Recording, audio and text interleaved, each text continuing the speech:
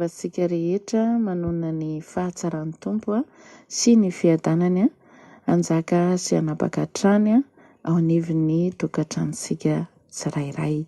Amen. Halleluja.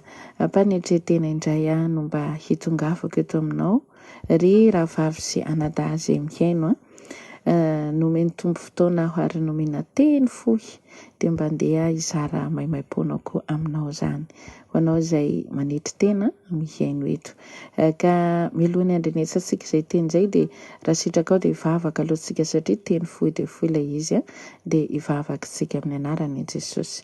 Halleluja. Ray masina tsara indrindra rainay rehetra amin'ny anaran'i Jesosy ianao. Misaotra anao zahay fa nomenao anay rehetra indray ny fotoana ahafahanay mandreny amin'ny feonao, ahafahanay indray mifampizara amin'izao fotoana izao. Fantatro fa ny fitiavanao anay no antony izaranao ny teninao aminay isanandro, mampatsiahy, mampahery, mampitrahaka anay fony ianao amin'ny zavatra rehetra. Tompo indreto izahay ireto olona izay omenao fotoana miaino ireto tahio manokana izy reto ary ny tenako izay ataonao fitaovana hitondra ny hafatra eny amin'ny sofin'izy reto dia kasio manokana ihany koa indrindra ny vavako, ny lelako toy ny lelan'ny efa mahay raha isokatreto androany ary ny fanahy masonao ny tiako hitondra ny feo atao-pony reto olona ireto izay mihaino ireto ka hanokatra ny risim-pandrenesana izy hanokatra ny fo izay mitempo amin'izao fotoana izao. Ndreto ary izahay mitenena aminay ianao tompo fa vonin-kandrianao izahay. Misaotra sahadiny amin'ny sakafo ny fanahinay. Halleluja. Amen. Amen. Ndawary. Jery Baiboly sika dia miara mijery fa zaho mamaky ianao kosa miara mijery ihany koa. Amarina atao ny Baiboly ny zavatra hovakiako. Ato amin'ny testamento vaovao ianao no mandeha dia ao amin'ny Asan'ny Apôstôly toko fa 4 dia ry ambany amin'ny andininy 5 sy 4 io ny fifampizarantsika. Dia rehefa hitanao ny teny dia hiarantsika sena mamaky amin'ny anaran'i Jesosy. Ito amin'ny 5 sika manomboka mamaky ary noho ny mamatonalina dia ny vavaka sy ny hira fiderana an'Andriamanitra i Paoly sy Silasy ary ny haino azy ny mpifatotra. 5 ary nisy horohoro-tany mafy dia mafy avy tampoka ka ny ozongozona ny fanorenan'ny tranomaizina dia ny voa niaraka tamin'izay ny varavarana rehetra ary ny vaha avokoa ny fatoran'izy rehetra. Halleluja. Amen. Amen. Izay aranao teny izay hiresahan'ny tompo amiko sy aminao indray amin'izao fotoana izao. Teny fohy dia fohy fa inoko fa teresaka amiko sy aminao izy. Ny tantaran'ny Paoly sy Silasy dia tsisy mahafantatra indrindra fa ianao izay manompo ny tompo, ianao izay efa ao anatin'ny fanompoana mihitsy, ianao izay efa mpandinika ny ten'Andriamanitra mahafantatra an'izany hoe Paoly sy Silasy izany. Eny ary. Eto amin'ny 5 ny tiako dia tiako moa dia mba vakianao io tenin'Andriamanitra io manomboka eny amin'ny 1 ka hatrany amin'ny farany. Dia amin'izay mazava tsara aminao fa ny fotoanantsika tsy ho lava tsinona satria io ihany ny teny no meny tompo dia mba io ihany no zaraiko aminao. Dia eo amin'ny 2 ihany tsika no mba hifampahery amin'izao fotoana izao. Eto amin'ny 15 eo dia rahantsika nahita hoe ary noho ny mamatonalina dia ny vavaka sy ny hira fiderana an'Andriamanitra iza i Paoly sy Silasy. Dia naninona rehefa avy eo dia ny haino azy ny mpifatotra rehetra. Halleluja. Eto no mahita hoe mamatonalina efa alina zany ny andro.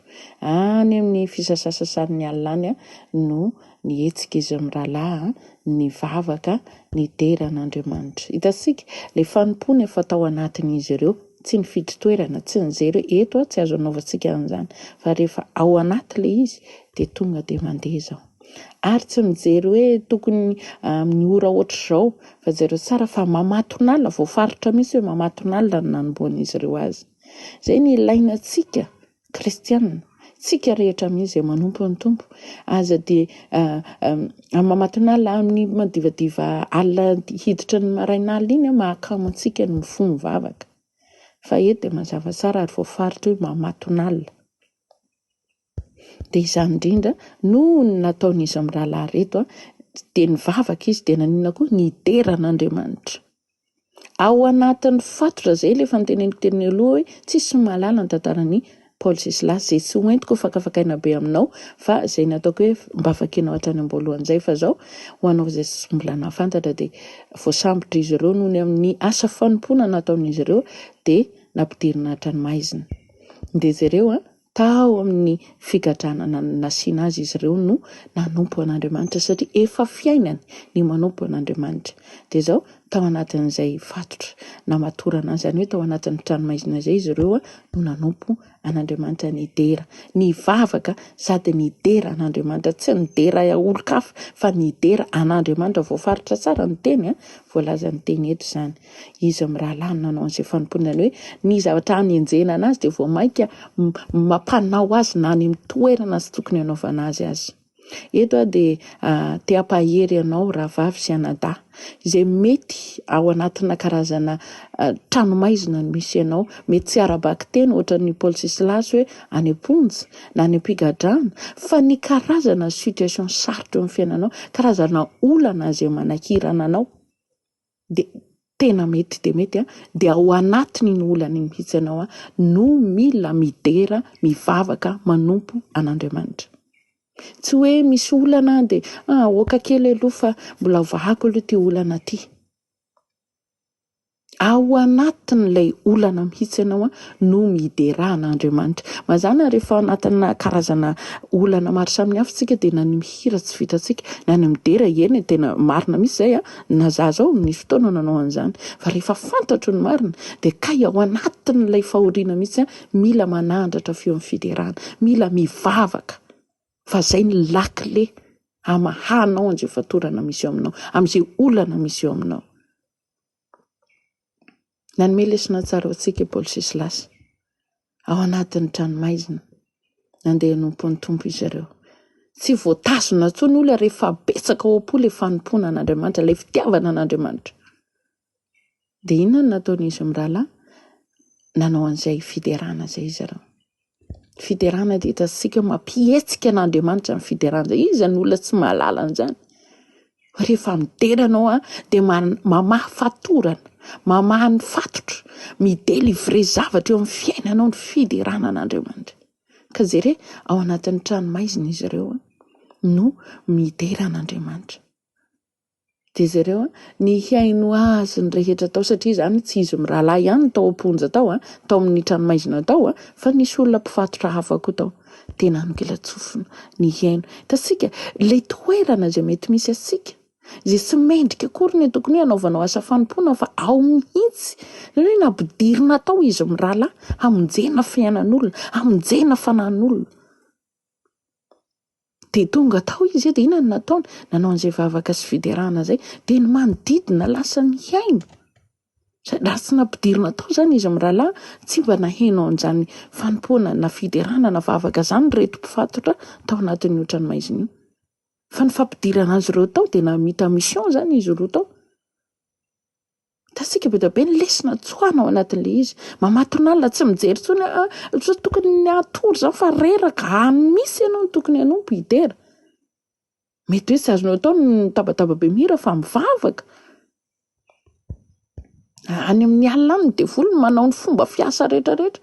Matory ianao dia tafiany amin'ny alalan'ny nofy fa soloy vavaka ilay izy mifoaza mandoly mivavaha. Dia avy eo ny manodidina, satria dia izay moa izany hoe tao anatin'ny tranomaizina izy ireo dia nanao an'izay fanompoana izay dia voakasika koa ny manodidina nangilatsofina ny hiaino. Dia izy ireo amin'ny andininy 420 inona ny zavatra hitantsika eo? Ary nisy horohoro-tany mafy dia mafy. Tonga tampoka izany ny horohoro-tany dia nanina ny hozongozona ny fanorenan'ny tranomaizina. Ny hozongozona eo ny ahitantsika eo ny fiderana an'Andriamanitra. Afaka mampihozongozona ny tranomaizina, afaka mampihozongozona ny karazana olana eo amin'ny fiainanao. Ivaha izy ny dikan'iny. Rehefa mihetsika ianao ao anatina karazana olana misy eo amin'ny fiainanao dia mihetsika koa Andriamanitra. Dia maninona? Voavaha ny zavatra rehetra. za maika any amin'ny hahavovan'izay olana zay ro ianao fa fataro tsara ny tokony ataonao atao mitompo amin'ny karazan zavatra monsieur passé eo amin'ny fiainanao isan'andro. De hoy izy eto hoe dia ny voan'ny araka tamin'izay ny varavarana rehetra tsy nitokana zay mety hoe nisy nidiran'izy amin'ny rahalahy ihany fa ny varavarany tranomaizina rehetra nisokatra. De avy eo ary ny vavy koa ny fatoran'izy rehetra. Halleloja. Raha vavy sy ranadahy ianao izay efa ao anaty fanompona. Hainao ve no manompo ny tompo ao anatina olana zay mianjady amin'ny fiainanao. Hainao ve ny miara-miaina amin'ny tompo ao anatina karazana fasarotana eo amin'ny fiainanao. De avy eo afaka mamonjy olona ao anatin'ny fahoriana zay misy ianao ve ianao.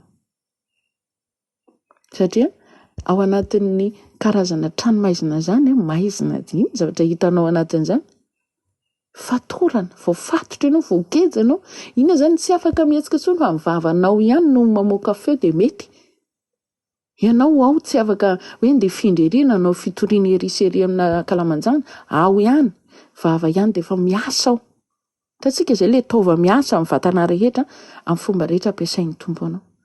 De ny vavan'izy ireo no nampiasainy ny vavaka nanao fiderana de zay rehefa namany fatorana rehetra tao anatiny io toerana io ny olona voafatotra ny toerana ny ozongozona zavy ny toerana misy ianao ao anatina olana ohatrany ahoana ianao io vao maika ave manampy olana ao anatin'izay toerana zay ianao sa manafak'olona ianao anatin'izany. Ndao tsika andray lesina amin'ny tantaran'i Paoly sy Silasy.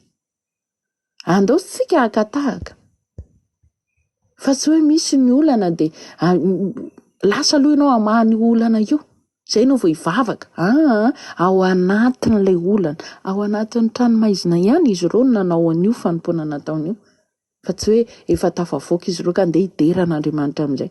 Fa zany efa afaka hoe ndao hideran'Andriamanitra ary mevonahitra n'Andriamanitra ao anatin'ny situation sarotra mihitsy no anaovanao an'izay fanompona zay niderahnao an'Andriamanitra. Ary itsika entanina misy mba azoto hideran'Andriamanitra amin'izay karazana fasarotana misy amin'ny fiainanao. Manompo ianao an'Andriamanitra. Ary rehefa hita fa nanao an'io izy mirahalahy de jereo fa tonga de ny rehetra mihitsy ny avova ny fatorana. Ny ozongozina, mampiozongozina amina toerana iray ve ny fanompona zay ataonao amin'ny fonao. Mampiozongozina ve sa de eo de ohatrany tsisy inina, tsisy alalana misy mpanompon'Andriamanitra ao amin'ny toerana io. Fa naiza le ny mpanompon'Andriamanitra tokony misy fomba lalana fa misy zanak'Andriamanitra. Manao mission ao an-tranomaizina, manao mission any amin'izay alehanao rehetra any. Mandalo ady ianao, mandalo olana ianao de vao maika miampy olana, vao maika manodidina ohatrany hoe misy virus ampitainao amin'ny olona. Zay ve ny tokony ho izy? Ito ny tompo de milaza tokony hamahany ny olana ianao eto ao anatin'ny olana ianao fa zao mamahany ny olona koa ianao voavako ny olona noho ny amin'ny nataonao. Misy fanompona zany zay tena ilaina hiapaky amin'ny manodidina tokony vitaiko zay vitainao.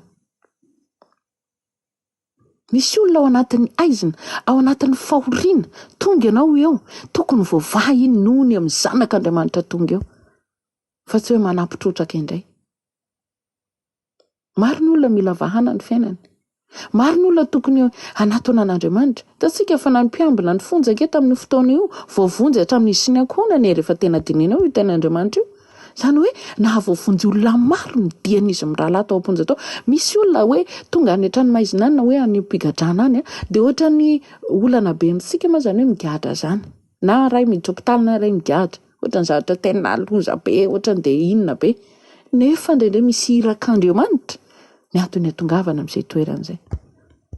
Raha mahatakatra ny sitrapon'Andriamanitra ilay olona de avy izy de mahatakatra ary de tena hoe manao an'izay tokony hataony izy tongany avoavonjy fanahiny olona izy tongany. Zany hoe ny zavatra rehetra mety mitranga eo amin'ny mpanompon'Andriamanitra tsy voatery ho loza fa fiasan'Andriamanitra mba monjena fanahafa. Zay nge ny antom-pisisika sianao amin'ity tany ity. Ho anao raha vavy sy ranadahy, tsy haiko hoe inona zany zao ny olana misy eo aminao ao. voalohany indrindra hainao ve ny mideran'Andriamanitra sy manompo azy ao anatiny situation io.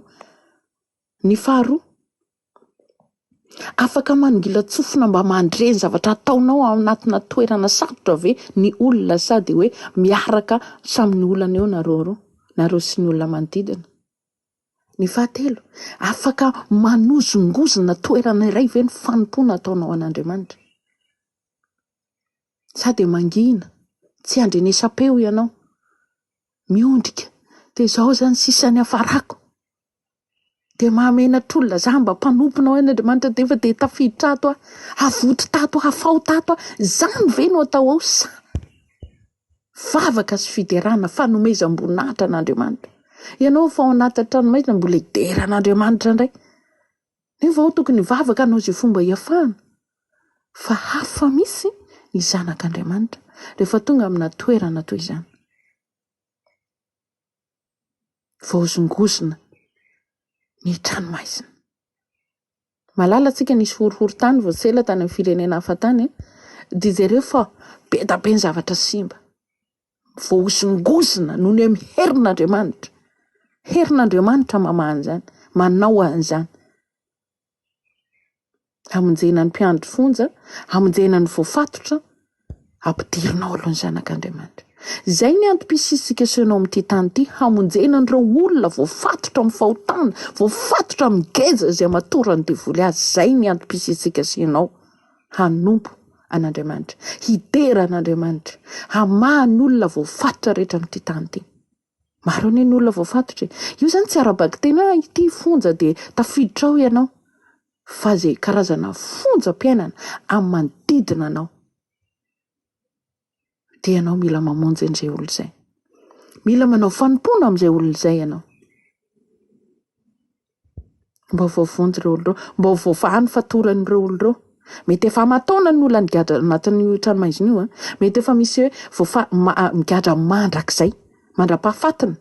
Misy an'izany migadra mandra-pahafatana. Fa nohony amin'ny fahatongavan'ny zanak'Andriamanitra tao, afaka izy. Ary ny mpiambifonja afaka koa. Voavonjy, ny aiky. Dia ohatra izany zaho sy ianao raha vavy sy anadahy. Tokony hiaiky ny olona nohony amintsika sy ianao. Ny amin'ny fanompona ataontsika. Tokony maro no ho tapatapaka ny famatorana mahazo azy. Nohony amin'ny fitoriana ho haintsika aminy. Maro ny mila famonjena amin'izao fotoana izao. Endrika fonja no misy ny olona amin'izao ankehitriny misy antsika izao. Ny olona mitory zava-kafa nitorian'ny olona fa zaho sy ianao eto. Andao hakatahaka ny nataon'ny Paoly sy Silasy. Hitory, hanambara ny sitrapon'Andriamanitra, hidera an'Andriamanitra satria ao anatin'ny fiderana, ao anatin'ny fanompona manafaka olona. Nafatotra ohatra ny ahoana io, nafatotra ohatra ny ahoana io dia voavaha io nohony amin'ny herin'Andriamanitra. Andriamanitra afaka miasa foana ao anatin'ny fonjy io fa milay ny zanany tafiditra ao aloha. Ny ilaina tafiditra ao Paoly sy Silasy aloha. Zany hoe afaka miasa amin'ity zao tontolo zao ity Andriamanitra, fa nampisy azy ianao izy eto mba handeha ninona, handeha hanompo, handeha hiaraka hiasa aminy, hamonjy ireo olona ireo, hitory ny filazantsara amin'ireo olona ireo, hamaha ny fatoran'ny olona, voafatotra ny fisotroana tokan'ny olona, voafatotra ny fifona sigaran'ny olona, voafatotra ny zava-mahadomelina ny olona, voafatotra ny fitsangatsanganan'ny olona, voafatotra ny fangalaram-badin'ny olona ny olona. Nalana vavy voafatotra n'izany. Voafatotra ny tsy fahalalana ny olona, andao hitory, andao hanome voninahitra an'Andriamanitra. Aza variana amin'ny zava-poana zay mahavariana antsika amin'ity fiainana ity. Ity amin'ity zao tontolo zao ity ilay fonja, ilay trano maizina misy ny olona. Maro anisa izy ireny. Izay mety ho mandrakizay, mandra-pahafatiny izy migadra, na koa hoe voafatotra dia andevoziny devoly mandrakizay. Fa raha mba eto ihany ianao, andaontsika ianao ny sitrapon'Andriamanitra. Mba tsy anisany hoe mandrakizay any amin'ny farimy rehetra afo iny olona iny, fa nohony amin'ny fisianao dia voavonjy iny olona iny. Nandray an'i Jesosy teo amin'ny fiainany iny olona iny, nandray ny famonjena izy nohony taminao. Raha tsy mbola fantatrao ny antom-pisianao dia anontaniao ny Tompo. fa mila manao missiontsika, mila vitaitsika ny sitrapon'Andriamanitra, mila mamita ny iraka zao sy ianao.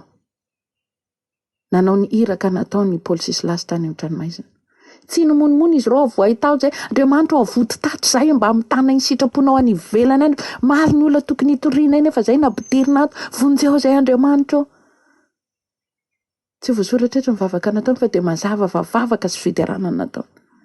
Tsy ny hanavitra ny nofony tao hiala tao ny nataony, fa nanome voninahitra n'Andriamanitra. Rehefa nanandra-peo fiderana izy dia nidra nitsehatra Andriamanitra satria Andriamanitra mitoetra eo ambony fiderana azy. Dia tena nidina tokoa ny fanatrehan'Andriamanitra, niseho ny voninahitran'Andriamanitra, nietsika ny trano, ny ororo ny toerana nisy azy ireo, vavonjy ny olona manodidina azy. Mila makatahaka ny toetra ny Paoly sy Silasy ao sy ianao. Mazava fa mety tsy any anatin'ny fonjy ianao, fa amin'ity izao tontolo izao ity, endrika fonjam-piainana zay anatin'ny tranomaizina ny olona manodidina. Ampidirina amin'izany ianao, napetraka eto ianao, andahoanao ny sitrapony raitsika. Zay ny antony hitehirizan'ny tompo antsika eto. Fa afaka isika marana amin'ny fotoana zay ny afatra fohy mino fa mba nandrainao na dia mba kely fotsiny aza tao anatin'izany afatra izany.